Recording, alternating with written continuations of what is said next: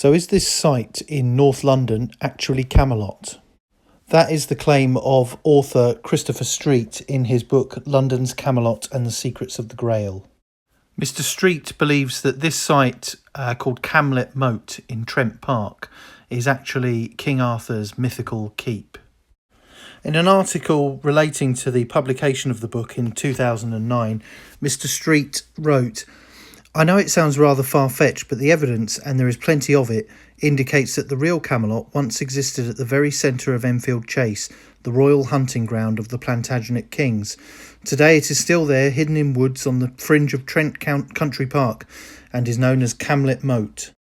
He goes on to add that archaeological digs have been conducted back in the 1880s and again in 1923, and some interesting finds were unearthed.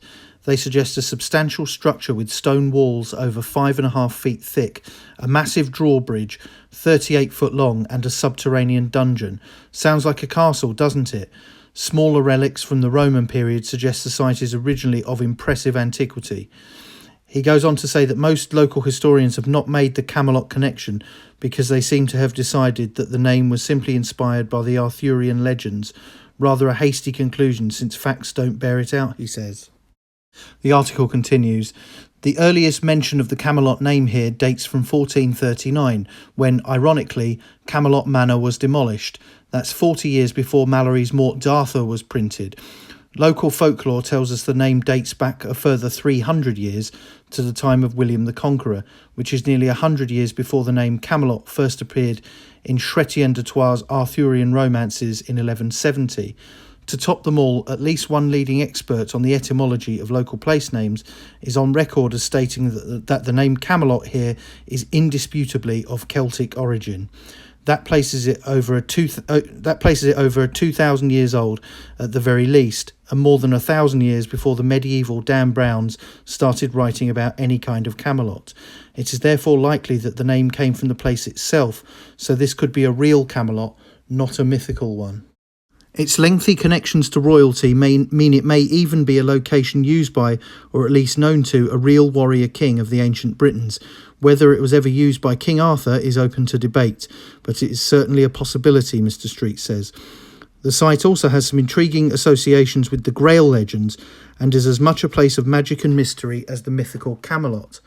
A cross bearing the name of King Arthur was found nearby, and a map drawn by a prominent member of an occult secret society shows Camelot at this location, rather than the more accepted sites like Tintagel, Cadbury Castle or Camelodunum.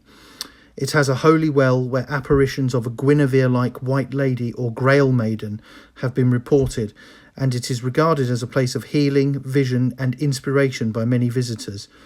The mythical atmosphere here may be fueled by the fact that it is a crossing point of many ley energy lines, and was one of the first sites that triggered the Earth Stars discovery, an amazing pattern of sacred geometry linking many of London's most ancient sacred sites.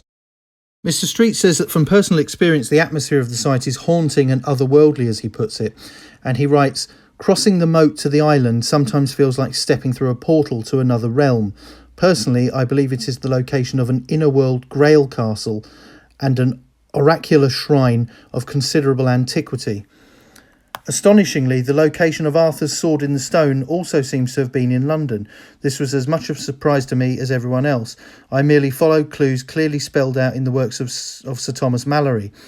A little research combined with some obscure knowledge of London's ancient sites unearthed some convincing evidence that the stone actually stood where Malory said it did. Amazingly, it may still exist nearby, built into a wall, and like London's Camelot, has largely been unnoticed and ignored for centuries." So, far-fetched revelations there from Christopher Street. Now, I visited the site a few weeks ago and was actually struck by its beauty, despite it being a sort of algae covered swamp effectively, with an island in the middle. There is something quite staggering about the place. It's fairly small. The signs around it suggest that it had a role in the sort of early medieval period, possibly earlier, and was a sort of fortified settlement. Mr. Street says that the tourist information boards are not to be trusted and are based on hearsay.